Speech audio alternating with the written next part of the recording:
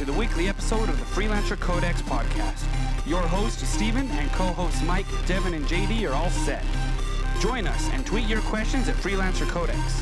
Find us on Facebook at Freelancer Codex, or send emails to freelancercodex@gmail.com. Strap into your javelins and let's drop in.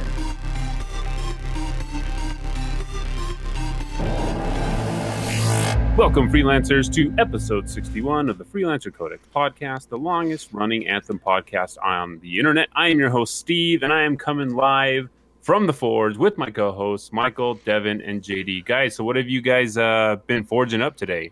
I see, Mike, you forged a black shirt. Devon, you forged another flannel shirt like you always have on. I think every episode flannel? of this podcast is not flannel. What is that? Yeah, we're gonna let's roll back a second. Is it not flannel? Slow down. Not even close to flannel. Flannel is dress a shirt. material. All right. Flannel's a material. It's not a pattern. It's not a pattern. Yeah, What, really? It's a fabric. Yeah, it's a material. So what do you call the pattern that's on flannel? Depends on what pattern is on it. You could have a zigzag flannel shirt. You could I've have a never plaid. seen it. You could have a plaid flannel shirt. You could have platinum plaid Well, shirt. You can have a solid flannel shirt. Do you think you The could shirt you're shoot wearing it in right the now is forge? flannel. No, I it's hope not. they have a wood texture in the forge. There's There no is. reason not to have a wood texture after what we saw will today. It will be. It Well, will we be. should talk about what we saw today, but first, I would like to let you guys know, and let this sink in. There is 99 days until the game gets released on February 22nd of 2019.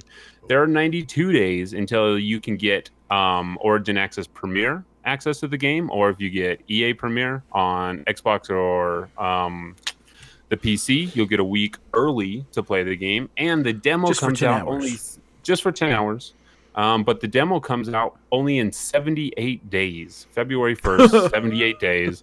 And that's for everyone. I mean, that is like very little time. I know in the stream that they talked about a lot of the bugs that they're working on. And Ben's like, nah, that's plenty of time. 78 days. Are you kidding me? We're going to have Christmas in there, American Thanksgiving. I know they already had Canadian Thanksgiving. Do they have Canadian Christmas at the same time? I don't know. Who knows what they do up there? Yes, they have But- a Canadian Isn't it Christmas called at the same Boxing time. Day?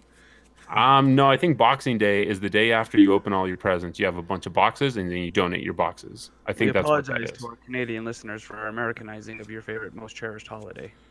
It is there. Oh man, sorry. So Sorry, not sorry. I mean, that's not very much time left. But first, there's a couple things we want to do. Please not. We've got a get to know you question. Mike, get to know you question you have on here. Favorite supercar? JD, what's your favorite supercar? I don't really like supercars. Whatever. Devon's favorite supercar.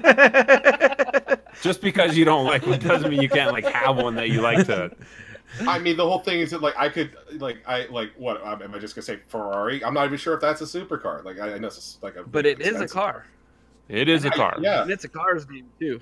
Like, hey, look, man. He likes I'm uh, So I'm here's not, the I'm not setup, aware enough okay? to take a stab at it. So here's the setup for this question. My boys and I, Maserati. that is a car. We're playing Forza 4, right? We're pretty heavy. Right. We're playing. You're pretty heavy.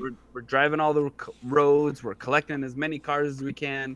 My boys are picking their favorite cars. It's kind of fun just to, play with these cars that we will never, ever own because Correct. of reasons. And that's So- why you play video games. Exactly, so that I can drive the BMW i8 and wreck it but not die. I've hit some- A lot of posts. Devon, you have a favorite supercar. Yes, put the Lamborghini Aventador. It's a sweet looking vehicle. I think that's the vehicle that they actually put like a aircraft heads-up display inside there. You can cycle it on and off till you have an altimeter and all kinds of stuff. Yeah, I don't know. Cool. If you ever get that thing off the ground, you're probably in trouble. So my favorite supercar would be the Aston Martin 117. There's only I think there's only 117 of those things ever made. I don't know. Not very many have been made. So very cool car. James Bond drove it, crashed at one time, and now there's one less in the world. Thanks a lot, Hollywood. Anyway, Ferrari Enzo. that is a car. that's also Is that a supercar? it's also a character from Assassin's Creed. What? No, that's Ezio Auditore. Oh, what are you there talking you about? go. Yeah, close enough. That's what I thought. Which also sounds like a supercar, but then again, I know nothing about supercars. Tomato, decal, decal. It's the same thing. All right. Vinyl, So first of all, decals. Vinyls and decals. So we would also like to commemorate or remember Stan Lee. Stan Lee passed away this week. Someone that had a huge impact, I think, on all of our lives, just because of growing up reading comic books. The movies that we have today and how big Marvel is today is all thanks to Stan Lee. Alive in America. I mean, yeah, like Spider-Man cartoons. Those had a huge impact on me when I was growing up. So, I mean, he was 95, so I don't think it's like super sad that he didn't. He could have. There's worse ways to go, but he's 95. He lived a very long life. Like anything you listen to, anything you read about Stan Lee, super positive guy all the time. Loved his fans, and just kind of a joy to see him on the big screen. And I know they've recorded a bunch of his cameos for future movies, so we'll be seeing him on the big screen for a little while to come anyway. As long as they don't try to CGI him into future movies, that would be kind of sad. But, yeah. So real quick, before we dive into a couple of things that we heard about, we have had some news about comic books, and then we'll talk about the stream that we saw today. There have been a couple rumors going around that has been picked up on Reddit. A lot of people have been talking about it. There was an individual that predicted that Sony would pull out of E3 of next year, and Sony today announced that they're going to be pulling out of E3. And in that same post, they mentioned that Anthem was in trouble, and it runs terribly on current-gen systems, and that there was going to be a delay. So a lot of people took this as, because the E3 thing was true, that, it's probably true that Anthem is in trouble and there was going to be another delay. Devon, you reached out to Ben. What did Ben tell you today about the delay? Well, I didn't reach out to him, but he talked about it on Discord. So. Okay, gotcha. Yeah, so I was going to ask him about it, but he already answered the question on Discord. So, and then that article was later updated that said it was false information because Ben said, if you're talking about the thing that says, Anthem's going to have a delay, that's not true. There's no delay. So. Okay, and that's from the horse's mouth. Sorry, Ben, you're not a horse, but, that's how the saying goes. So you get to be the horse in this scenario. You'd be an Australian horse. Do they have horses in Australia? Of course they do. Haven't you ever seen the man from Snowy River? Look. Hello? No, I've never even heard of that. Jim Craig? Look, if what? they didn't have horses in Australia, what else would their spiders eat? People? I don't know. People? Alligators? Yeah. So the other thing that we heard about, we finally heard about the comic that they had announced that there was going to be a comic produced by Dark Horse a while ago, and we finally got our first scoop on this. Mike, will you read the first part of this scoop on the comic that we are going to be receiving? BioWare is doing things. Nope, that's not it. Yeah, it is. That is BioWare is doing things a little differently with their upcoming online action RPG Anthem, and many are wondering what this new direction means for the developer and their play experience. But it is not just javelins and fun with friends. The game also offers stunning environments to explore with tons of discoveries to make. It's because of that BioWare and Dark Horse are teaming up once more to deliver even more adventures with this stunning new universe. Dark Horse exclusively revealed to us our incredible first look at this new comic series about the upcoming BioWare journey. The brand new adventure will be a 3-issue comic miniseries that will serve as a prequel to the main game, coming out in February of next year. We will also have a first look at what's to come in the reveal of the action-packed cover for issue number 1 below. And then it says the synopsis here, and this is from comicbook.com. I forgot to mention that in the beginning. This is where this article originated from. With writers comicbook.com. Yeah. With writers Mac Walters from Mass Effect and Foundation and Alexander Freed? That's probably Freed. Alexander Freed. Rogue One, Star Wars Story. At the helm is the new series writers alongside artist Eduardo Francisco. Infinite Crisis, Fight of the Multiverse. I'm pretty sure that's a DC thing. The newest narrative will follow a young boy named Kismet. According to the publisher, he was rescued during an ambush by Yarrow. So Yarrow did the ambushing? No, that's probably not true. He's probably rescued by Yarrow. Rescued by Yarrow during an ambush. Come on, English major. Well, it says he was rescued during an ambush by Yarrow. Was the ambush being done by Yarrow? Is he a fiend? No. Anyway, probably not. Okay, anyway, okay, I gotcha. Anyway. Who is one of the freelancers suited up in those epic javelin scene in game? Suddenly orphaned, the new comic series will follow both he and his adoptive sister Yanni. Is it Yanni or Janny? I'm going to say Janny. In a fight for a better future, both for themselves and humanity. The first issues is set to hit shelves on February 27th of 2019, the perfect time for the newest game from the studio's arrival. Promising new adventure will be The promising new adventure will be available to pre-order in major retailers such as Barnes & Nobles, Amazon, and others.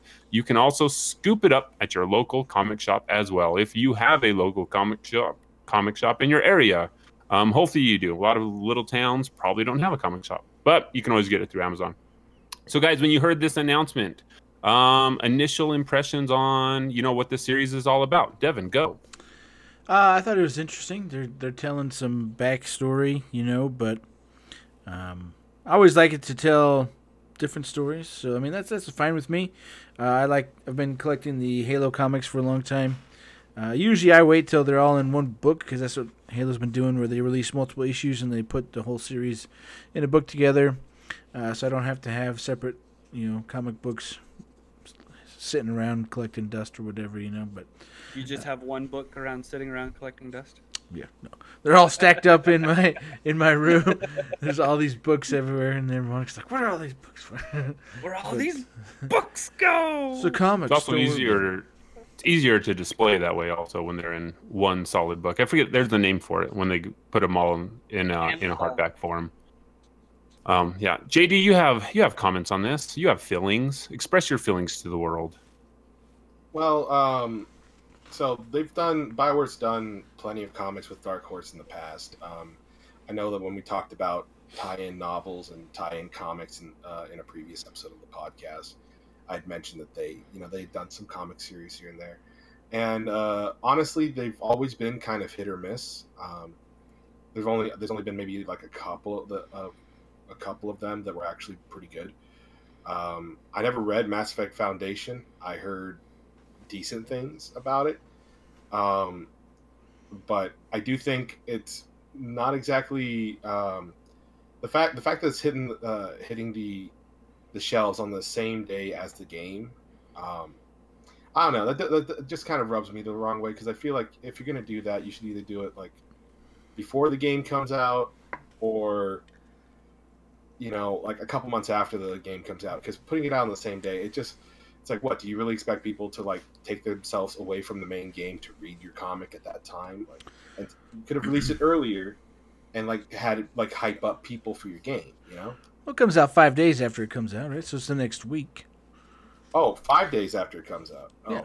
So it's 5 days after the 22nd. More days, so 5, 7, 12 days after people are going to be playing it on the 15th if they have it through Origin Premiere. Yeah. So I also agree that it's very odd that this is a prequel that is coming out after the game. I felt, and I expressed this on Twitter, and there's a couple of people that, had said that, it's not that big of a deal that it's coming out later. I would think that this would be a way to hype your game if you're going to put it out earlier.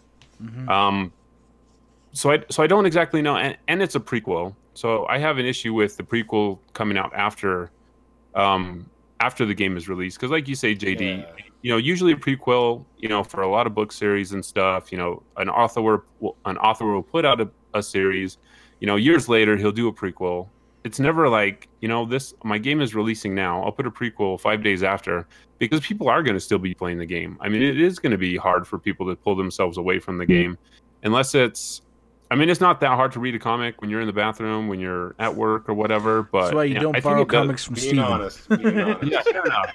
So, it's and it's weird that it is being released after. Like, I don't understand it that much, because then it's not really a driver to your game. I think maybe there was potential that if someone that actually is into comics.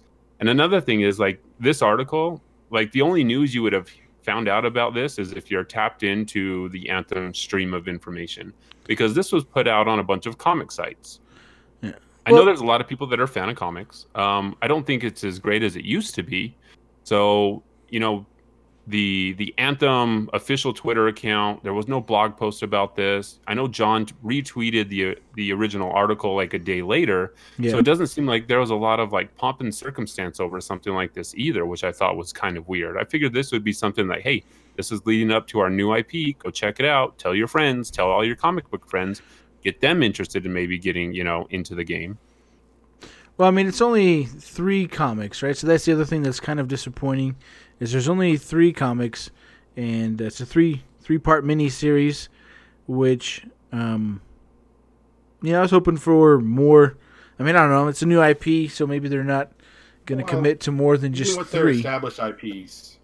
Even with their established IPs, they never do more than a few issues. Like I think their longest series is maybe only like 12 issues or something like that, and that's for like they didn't start doing that until later. Like this is the first time that they're having a comic for like a new IP. Like both the Mass Effect comics and the Dragon Age comics were published like well after both had found success. Yeah, I think just for me, like, because like I said earlier, I'm used to the Halo ones where they do like 6 or 7 comics, but they've already announced, okay, this is going to be like a 3-part series, but the series is more than just, that one set of 7. It's like 3 or 4 of them, So there's quite a bit to look forward to for months on the comic scene. But Right, and I don't think comics are as popular as they used to be. I mean, there's definitely a huge decline in comic shops and people actually buying comics.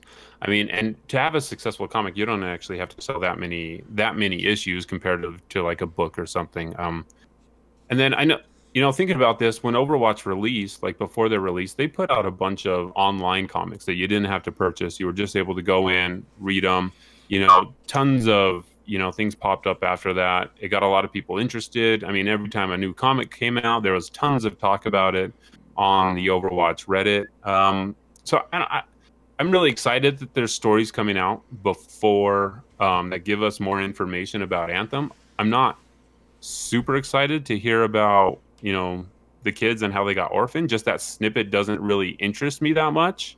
I would rather have, read something about Helena of Tarsus. That would have probably gotten me more interested in the comic. I mean, obviously we'll probably all still buy this just because, we're tapped into Anthem and that's what we're going to do. We'll probably, try to do some giveaways to, just because, I mean, this kind of at the point where we're at, it's like, okay, it's Anthem. We're going to be into it because we do a podcast about it. But it's not like, oh yeah, I'm like super excited about the 27th of February because the comic comes out, because I'll be playing the game, and I'll read it, but it's not something that's like going to drive me to go, oh, I forgot this, I got to go read it. So I don't know, just kind of interesting. I'm glad it's being made. Maybe it's just not for me. So, and that's fine. Not everything has to be for me. It can be for other people, and it can bring other people into the Anthem universe. So, Mike, comments? Prequels need to be, if it's before the game release, it should be before. That's my only thing. I have an issue with prequels also, and things being put out after the initial canon is put out, and so that's just me. All right, fair enough. Moving on to the big thing that happened today, November 15th, the Forge live stream. So Ben Irving was on with Francis and was on with Leah, and they kind of gave us an overview of what the Forge is, what we're going to be doing in the Forge, and how we're going to manipulate it to make our javelins look as cool as we can possibly make them. Unfortunately for me, since I have like 0 design, ability in my body, my javelins are all just going to probably be blue and maybe white, and there's going to be tons of people that actually have skill with this running around and having really cool javelins. So, first thing we got in, they showed us that there's a ton to do in this thing. So the first time you get into the Forge screen, there's a couple things that we see. There's a section for the loadout. They did not go into the loadouts at all. They are going to save that for another stream. So we didn't get to see anything about our gear pieces. We didn't get to see the weapons and those other bits and bobs that are going to make our power better. This is all the vanity portion of it. Bits and bobs. All right. So first of all, there are a couple things we can change. Under the appearance tab, we have things we can select. We can select our helmet. You can select your arms. You can select the chest. You can select legs. You can select paint.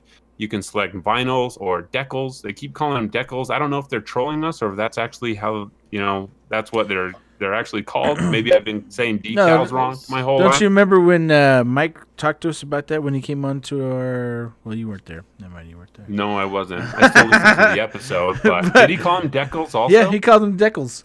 And we were like, well, you'll find about that later. And we were like confused. We're like, what decals? What the crap? Well, yeah, maybe. I'm pretty sure it's just the pronunciation of decals from those who live up north. I don't. But Ben's in Texas. Well, but he's not from Texas. No, he's from Australia. So you're saying all Canadians and Australians say decal as decals? I am not. Hey, it's all here part of the saying- Commonwealth. Telling how anybody talks and says anything. I'm not that guy. Okay, I'm I'm just curious. I'm not like saying. judging people. It's interchangeable. All right, I'm not decals, decal-shaming vinyl. anybody. Statement. I don't know if it's interchangeable, but It is according to the stream today. All right, so Okay. So then you've got Not your a big vinyls deal. or your decals, and then you've got your wear state, and then you've got animations, which are kind of emotes. So first thing going into this, we were More than able to see more than emotes, animations / emotes. to where victory you can poses, actually- entry. Yeah, victory poses, entries. But under the helmet, we got to see that they had 7 different helmets that we could choose from. We didn't get to see all of them. We were only able to see 2 of them. We have our default Javelin helmet, and then we were able to see the Legion of Dawn helmet. One thing that's very interesting, when they talked about the design of the Javelins, Francis says they built the system around customization. And the first thing they did was they established their visual target first and then worked backwards from that. So he spoke about Mass Effect, on how Mass Effect, like the marketing for Mass Effect, you got to see the coolest appearance of it's not Ryder. Well, I'll just say Ryder because I'm playing Andromeda right now. So the coolest appearance of Ryder, that was like the marketing thing. This is the armor that the Pathfinder is going to have. This is what it looks like to be Pathfinder. Then everything after that was just kind of, it wasn't the coolest. It was kind of dull. It was kind of toned down. So they wanted to change that. So JD, like, you've played all the Mass Effect. Is that kind of true? Like, the main N7 armor was the coolest looking armor, and everything after that was just kind of like, we had time, we put this together, and here you go. So it's kind of a very interesting thing, with especially in Andromeda, because you can unlock the N7 suit from Mass Effect 3 as something your character can wear. That's one of the best looking suits in Andromeda.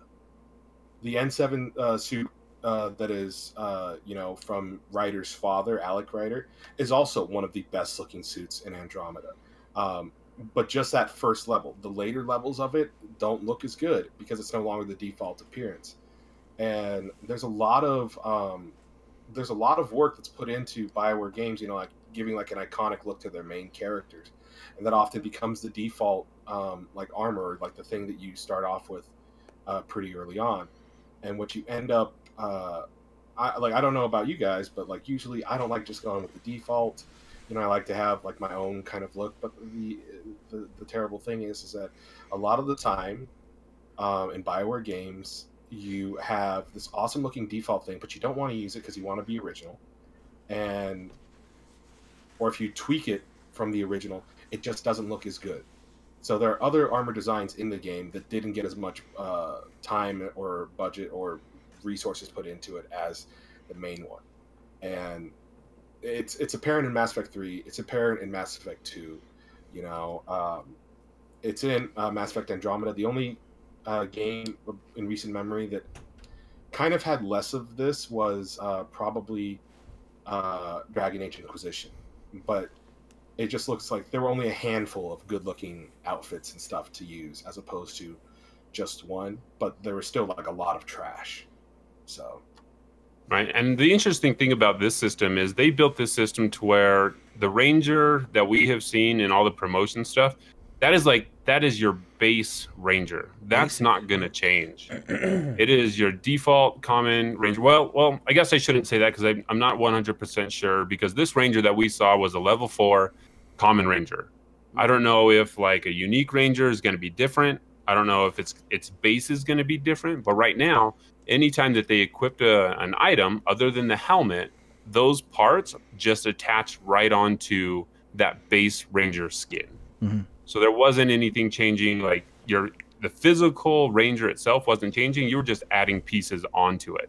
So you weren't, which is pretty interesting because I didn't think it would work that way. I figured that you would just completely be changing every part of that arm. It's like if you want to change the arm out for that Sentinel arm, you're taking this whole arm piece off and you're going to replace it with a new one. Nope, you're just going to be adding pieces, which is kind of interesting. And we saw 7 different arms that you could select. They only went over the default and Legion of Dawn stuff, the chest. You could see that they had a really cool looking tunic. They had a couple other pieces that you couldn't really tell exactly what they were, but they were pretty widely different from what we saw the base Ranger having. Teasing us, Francis. Yeah. They did tease us a bunch. Like the Ranger helmet, we saw some pretty cool things. There was one that looked like it looked like a Scar helmet. It had some mesh or some foliage coming down around it. We saw one that looked like the Sentinels that we've seen in Fort Tarsis. We saw another helmet that looked like the other Rangers we saw in the seedy underbelly when we go to talk to Halleck. The Spice Market, we saw those guys. So, I mean, and there was only 7. There were slots for a bunch more. I'm guessing there's going to be a lot more. The Legion of Dawn, I'm not a huge fan of the Legion of Dawn helmet for the Ranger. It looks a little bit too big and wide for me. There were a couple different color schemes that I was like, okay, that looks pretty cool. But, you know, just kind of base, like, I wasn't a huge fan of the helmet. It reminds me of Shredder from Ninja Turtles. And I was thinking that, too, because it definitely does have a samurai vibe to it. And it is, and it is kind of wide in the back, so pretty cool stuff. So we got to see all that. And then they went into the paint schemes. What? Okay, so we went into the paint schemes, and there are 6 different areas that you can select to change color, to change material. So this, at first I thought, you know, yeah, we're going to be able to change color. But nope, you get to change textures. You get to change, you know, what material this stuff is made out of. Wood pattern. I didn't see wood pattern yet, but that's probably the master class. No reason not to. That's going to be the master class that we have to unlock at the end game. So the 6 different sections that you can change, there's a primary hard, there's secondary hard, tertiary hard, then there's primary soft, secondary soft, tertiary soft. So the hard areas are, you know, the pieces of metal that you're going to be changing on your Ranger. Then primary, there's like that undersuit that you're going to be wearing, that, you know, and all these different color schemes are already set up for you. You don't get to go in and pick individual pieces of armor that you want to change. Those are kind of preset, just so it makes it easier, so you're not changing, you know, 100 different pieces of color of armor. I'm sure there would be a lot of people that would like to do that. Mike, do you think 6 is too much? Do you think 6 is, you know, not enough? I think it's bordering on too many options. For me, it is. For me, it's too many options, because just looking at the way that Francis was going in and changing it, it seemed like, for me anyway, unless he put one of the soft, like the tertiary or the secondary soft, unless he put that on a pattern, I actually couldn't tell where it was. And so for me, I would think, well, maybe you could just combine that with another color, because if you can't really tell where that line is, because there was one that was like a strip that came down right around the shoulders, and then it also, I think, kind of outlined the legs a little bit, and it was just a real thin strip. And so I'm like, okay, I can understand why you might want to put like a racing stripe there and stuff, but for me, 6 was bordering on too many places to put color for me. But Devon wanted to say something. He did. So we'll let him say something. Because he was like, no, 6 isn't enough. I need 1 for each finger. I need 1 for each toe. There's the kneecap. Let's just follow the muscular structure and make sure that we can change every muscle fiber in this body. Right, Devon? No, I mean, 6 is fine. I mean, it's not too complicated for me. I think there's a lot of options with each of those. That's Steven, not me. What was Mike's name on our trip to EA Play? You don't want to know. You don't want to know. We called him the, we probably. It's like something like short arm or something. I don't know. It was probably short arm. Short round? Something, I don't know.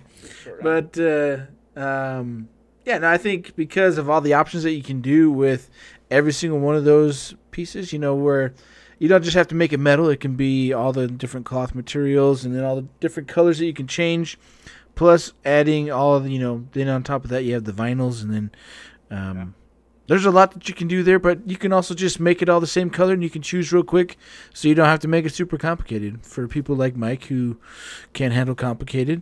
I will ice breath your... On that note, it would be kind of nice, and I think they talked about this a little bit. One person asked the question, are there going to be some preset color schemes to choose from? And I think, Steve, did Leah say that they were going to work on that? She was going to take it back or something? So, that makes sense. I mean, so even when if she you had... wanted to add, like, you mean just like basic, you maybe, you know, a camouflage color palette or a frost color palette, you know, like when Ben was naming his Frosty the Snowman. Yeah. You know, I mean, something like that, easy, gives you the preset colors, preset fabrics, preset textures. You can just select it, turn it on. But we're also going to be able to build that on our own. But if you don't want to do that, it makes sense to have maybe 2 or 3 that you can just select. I mean, Just even if throw in real there's quick. a random button Oh that yeah. can randomly generate stuff, I mean, that would make it easy. Like, hey, throw on this random thing. What's it look like? And they did say that they want to be able to, if you set up a color scheme for your Ranger that you really like, if there would be a quick way to apply that to the Interceptor, the Colossus, and the Storm. And I think that's what Leah was talking about when she said she was, Leah. But I think that's what she said when she was talking about she was going to take that back, because that would be something really nice that you could do. It's like, hey, this is really cool.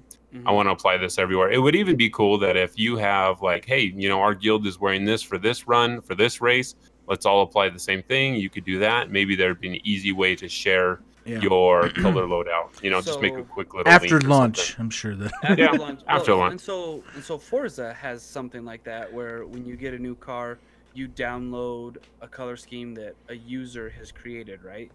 Right. So that might be cool in Anthem, especially for those of us who are not that creative, and I don't think I am. So. And I think there's people that this isn't like their main draw to the game is like decorating their digital doll. So having that option to do it quickly to someone that has spent the time to make something really cool, that would be a nice quality of life thing that they could have. So I think 6 is good. I mean, there's so many different customization options. I mean, if you were to do the math on the different permutations of a Javelin that you can make out of this, probably a large number that I can't calculate. There's 6. I mean, I think there's going to be over 63 different materials that you can choose from. So even there, plus all the different colors. What we saw today, right? Yeah, that's just what we saw today. Then when we look at the different colors that we have, I mean, it's a full color wheel. There's no like Halo multiplayer. Here's your 12 colors, and you never get a real black. This is like nope, any color you can think of. It makes it nice so that you're not going to run into someone that looks that close to you if you spend the time in the forge, because you can make something wholly unique. And if you do, that's going to be weird. If you do, you should. That would be weird. That person in real life, it's your doppelganger. Because that's something that we've complained about, for forever in games. It's like you get to the end game, you look exactly the same with this raid gear armor that you found when you were, raiding in Karazhan. Or, this is the same beanie I found in the Dark Zone, and hey, that guy has the same beanie on. This is, and you can change the colors in here, and you can make it different. And looking at the Storm that Francis was making, and granted, Francis was like a wizard with the system. I mean, he was flying through that thing so fast. Like setting up default colors, adding in his custom colors, deleting custom colors. I had no idea what he was doing half the time, but he was making this stuff, and it looked really good. So if you get good enough at this, I'm sure this is the thing he's been doing, a ton of. So it's probably second nature to him. He's probably dreaming in different colors. So I mean, it's a really cool system that is going to make it so you can dream in color. I usually dream in black and white, so I can dig it. So with the go ahead, JD. Well, if I may, I do have to say that I like a lot of what I saw today, but I do think that what I saw is definitely going to be intimidating to some people. I feel that like with almost 100% certainty that people are probably going to feel somewhat intimidated, because that's a lot of material options. That's I feel at the very least they would benefit from having some kind of like categorization of materials, like because they had like a few different types of leather, they had a few different types of metal, they had a few different types of this and that, and I think even just like breaking it into like a list where you can like look at individual materials instead of just having 63 materials, like 63 circles just all pop up on the same menu. I feel like that's going to that's a lot of stuff to look through. So I mean, you're not going to have all of that at once. You're not going to have all that stuff right at the beginning. You have to unlock stuff. But, I mean, the potential exists to have it eventually. Yeah, but I mean, they already had stuff where it's like the first stuff was metal, and then it went to cloth, and then there's wood at the very bottom that you can't see. They graded out, but so I mean, I don't know. I think there's stuff there. They like they said they don't want to make too many sub menus that go over stuff. So I don't know if they don't want to do menus on top of menus. Looks like Steven and Mike are frozen. Yeah. Oh yeah, there you go. Looks like power went out to them. I'm not sure if we're going to keep recording this part, but to our listeners, to our listeners, if we keep this part in, we are having technical difficulties. We love you. Stay safe. They lost power. That whole they because they live close to each other, they lost power. So we'll come back to this. I'm gonna stop recording. All right. Well. All right. So we lost Stephen and Mike to power outage. So we waited a few minutes, but we're gonna go on without them. So no, they don't know when the power's coming back on. So we're gonna carry on, and if they get power, we will come back. They will come back, and whatever we're talking about, they can talk to us. Well, definitely. Here's hoping that they're everybody's okay over there and safe, right? Yeah, I'm sure it's fine. That's a couple neighborhoods that the power's out, so because they live close to each other, Yeah. family. So, it's kind of we were kind of all over the place. They were going over, what we saw in the stream today, and basically the options. And Steven already read over the 6 different areas that you can change everything. We talked about you can make your own color palettes. Just trying to see where we're at here in the notes, because we weren't checking them off here. Let's see here. So it talks about, Stephen was talking about the 63 different materials that we saw, and that was just from today. So we kind of already talked about that. The one thing I did see about those materials, like the metal and stuff, I thought it was interesting. I liked that they, we kind of talked briefly about. I should have just kept recording while we were talking, but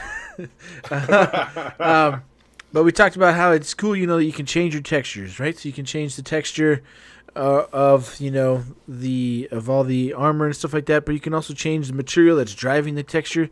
So you can have welds on there. You can have that dragon skin that we've seen, or the dragon scales.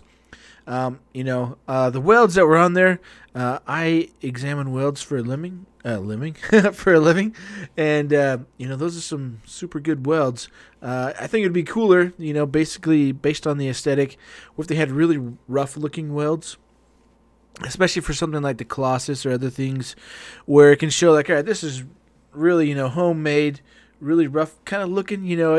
It's not going to pass any code requirements, but it's going to hold it together, and it looks kind of rough. So I know they have those different layers of wear, but I'm hoping for maybe some more weld where they can see that it's okay. This looks pretty rough, but it's holding it together. I think that'd be pretty cool. What did you think? So they showed off the vinyls, right? What did you think about the vinyls? So if honestly, it's probably going to be a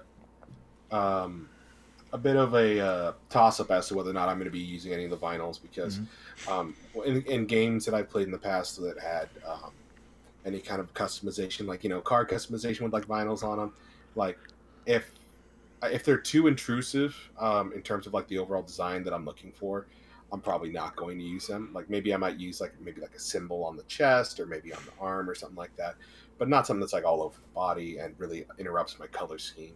But I did like some of the vinyls that we saw. I think a lot of people are gonna, if you're not feeling particularly creative, like for the people that don't really want to go whole into like the individual materials and color customization, I feel like the vinyls provide a really clean alternative.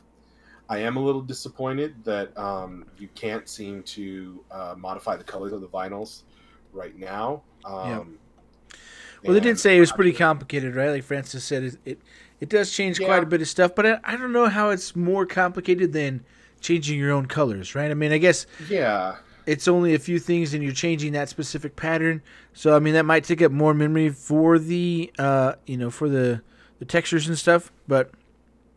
The only thing that I could think of in that particular case is that maybe it was an example of, okay, it's something that they could do, but it's something that they're not going to do because they can sell recolors of vinyls. So if you want like a different colored version of the same pattern, that you could sell that as a separate thing or a separate unlockable. And it basically means that they can keep putting out additional things, but with minimal work. which is great for like a live service game and for like microtransactions, because it's like, oh yeah, do you want that like that snow camo? Do you want that desert camo? You want that urban camo? Like, Yeah.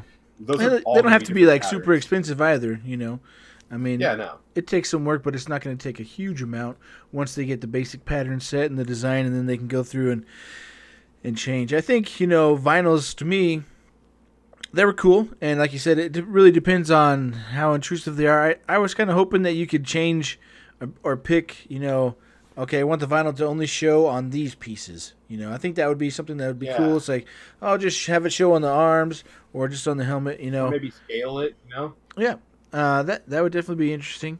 Because like we were talking about last week, we were hoping kind of with that, the thing on the helmet that was something that you could put on like with a sticker or whatever. But it's the vinyls, and that's still pretty cool. And I'm interested to see what the rest of them look like. I think that's definitely going to be something for Steven and Mike. I mean, who both, they're kind of like, they'll use the customization system, but they're not going to, invest as much time as, say, you or I are going to into designing our own look for our javelins. So the next thing, it's like, I'm really happy because at the moment I saw it in the live stream today, I remembered the episode. I don't remember exactly which episode number it was, but I remember saying in a previous episode of our podcast that I was wondering if the tarnishing system from Dragon Age Inquisition was going to show up in Anthem, and it looks like it is. Yeah. Like it was. I don't think it was fully implemented in Inquisition, and I figured I thought that was a really cool idea. But it looks like you can, instead of it like, I'm not sure if it's going to be degrading. Feel free to tell me how it came across to you, but it doesn't sound like it's going to be tarnishing out in the field. But, I don't think it like tarnishes over time or wears over time. They don't have. I think Mark even answered that in one of his questions. Where they're like, "Oh, does your armor wear down over time?" And he's, they have those wear states that you can choose, but it doesn't do that naturally over time. I don't believe it does that. Which is good because I don't really like it when material does that. I mean, it's kind of hit and miss for me. One of the things like in Red Dead Redemption is like your weapons and stuff get tarnished as they get dirty and everything, and so they lose, effectiveness. But obviously with the armor and stuff, it's all cosmetic. It has nothing to do with your levels or how your power level or any whatever they're going to call it, for doing damage and other things. So that. All the cosmetics have nothing to do with that, which is great, And I really like how they implemented it. I know Steven was talking about how it's different, and you have your base ranger, and then you attach things or take them off, and that's what it can be. I think that's a really great way of having. Okay, here's the base ranger because all the rangers are the same, but you can change their look by adding on the different components and making it your own ranger instead of being like, okay, I don't even know what that looks like. Is that's a ranger, but it has really big stuff or not, So, yeah. I did like, obviously in this video I'm going to put in a bunch of images from the stream on the YouTube version, but I did like how your gear, we talked about this briefly, how your gear changes with your colors, and especially with some of the designs that they showed off that Francis was doing. I really liked the level of detail in the armor and in the textures and everything. It just looks, really good. I mean, what did you think about the level of detail? So the level of detail that you're able to create and modify your javelin with, like we were saying while we were waiting for Steve and Mike to come back, that like it kind of even surpasses Warframe, which to me that was my standard for like, or where the bar was set for me in terms of like the game with the most customization. And with them introducing the material components, like we were saying kind of earlier, it's really cool that they have the ability to change the materials and like the overall like lighting or effect of the javelin. But the fact that you can change so much of it, like you can change as little of it or as much of it as you want. Mm-hmm. And I think that's really cool. Like we've been seeing a lot of different designs on Twitter. We've also been seeing, we saw a few on the stream, and they're aside from just like some, like one of the Rangers that had like a kind of poor color combination, the one that was trying to look like Boba Fett, You know, because green and red together are an ugly combo. I just figured he was going for a Christmas elf look. Yeah, but it's such an ugly combo of colors. But the whole thing is that every one of those, if it wasn't because of the colors, then it was because of the parts being used, and sometimes the parts and the coloring look great together. Mm-hmm. And I was just thoroughly impressed by how much you could change on your Javelin. And if it looks like we have as many options as, or even half as many options as that were being shown in the stream, I feel like a lot of people are going to be very happy with being able to create exactly the type of Javelin they want in terms of appearance and potentially playstyle, depending on how that part goes. Yeah. Yeah, and I think it's going to be cool. You know, there's lots of possibilities and, you know, a lot of fun things that you can do. I do hope in the future, you know, that we were talking about that you can create it and then share it with your friends or make it so that people can like, oh, okay, this guy put a lot of time into that and I really like that, so I'm going to use that and then I'm going to change it and make it my own. You know, I think that'd be something that's pretty cool. So another thing they showed off, we touched on it briefly already, was the animations and emotes. They didn't show off any of the, you know, what do they call it, like the end of mission or whatever, the victory poses. You know, they didn't show those off because they're still working on those or getting them into the build. And they didn't show off any of the intros like we've seen in the past where, you know, the storm has come in or the rangers dropped in. And those are all your intro animations, you know, when you join a game, when you join your friend's game, things like that. So there's going to be tons of customization there. They did show off a bunch of emotes, which I was super stoked about. We kind of already knew, you know, they were going to be doing some of this, but and we had kind of hoped for a lot, and it looks like they're going to do a lot of cool stuff. You know, some of the things they showed off, if you haven't watched it, you should definitely watch it, but we'll list some of those here. They have airboxing, a big laugh, a clap, don't talk to me. That one was pretty funny. The finger guns. The whole time I was thinking about this because I know Mike hates emotes, and so I was like, "Oh, Mike's, you know, and it's great that he's not here right now, so we can, so we can just say whatever." I was in agreement with Mike on that, but like I was saying in that episode of the podcast way back when, as long as it doesn't get like too ridiculous for me, like. I think you know, clapping like I could see somebody like in the field like doing finger guns, you know, just as a joke, or airboxing. I've seen people do that. B-boy taunt, I'm not too sure about. I haven't seen it in action yet, but it sounds ridiculous.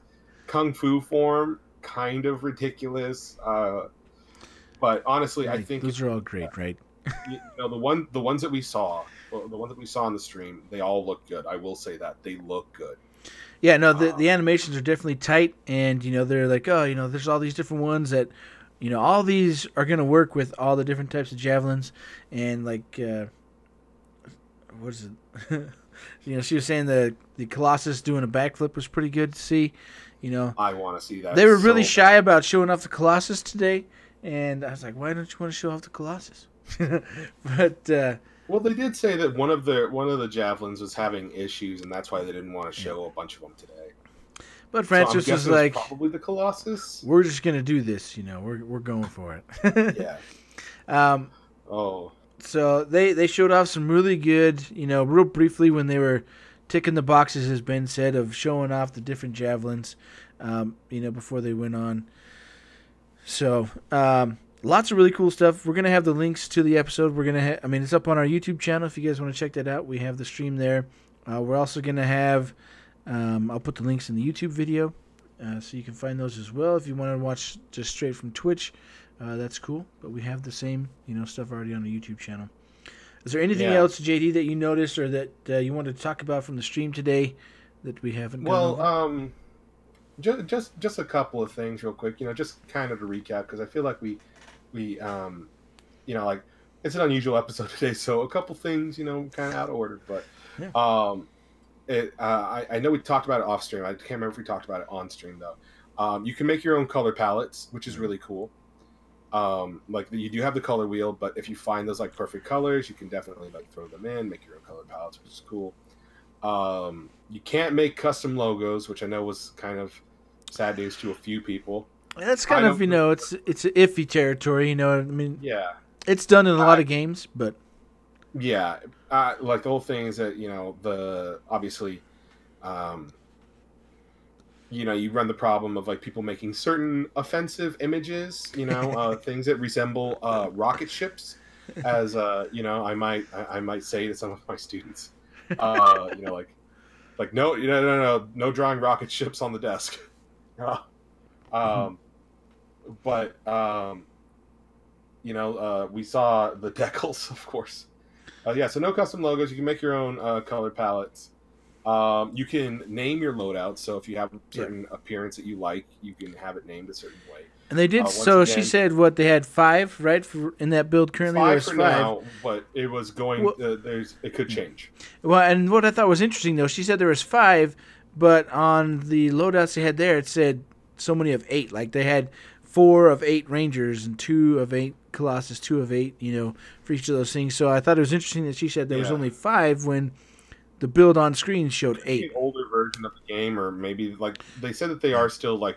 They're in between it right now, so that makes sense. Yeah, well, I mean, everything they're going to show off isn't going to be the most current build because obviously that is going to have more issues, So just like with any demos or betas, it's always several months behind.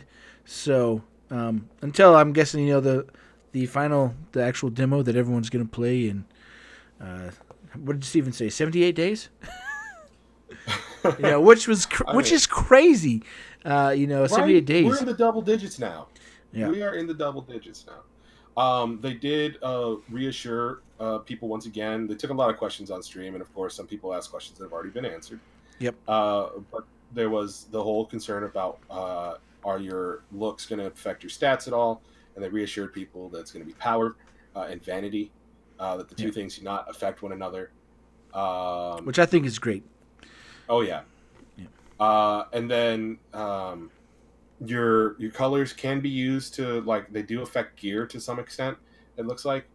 And that they're going to be talking about customization on weapons and possibly a later stream. Yep. They also briefly talked about maybe switching off between Ben and Mike and showing off other people from the team in future streams. So that's really cool. And of course, I know that I would be personally disappointed if I didn't bring up the fact that we got to look at the N7 vinyl. I don't think I'm going to wear it, but just the fact that it's there and the fact that they've been saying that they're probably going to include references to other BioWare IPs, I am very excited for that. Yeah, I thought it looked pretty stellar. That N7 Ranger looked really good. And it was kind of funny because we were talking about that on our Discord today about what do we want from the future streams, right? Because Mike Gamble's asking like, okay, what do you want from the next stream? Which they said, it's going to happen in a couple weeks. Obviously, there's Thanksgiving coming up, and so maybe first week of December it'll probably happen. But I was like, well, I really would just rather have them play the game and have random people on from the dev team talking to us about making the game. And I think it's cool. I didn't really think about, showing off the weapons separate and the gear separate, those kind of things. Because I was hoping for some of that today, but I'm glad they just stuck with just straight, cosmetic customization stuff, which is really cool. And something I'm pretty stoked about. So, anything else, JD?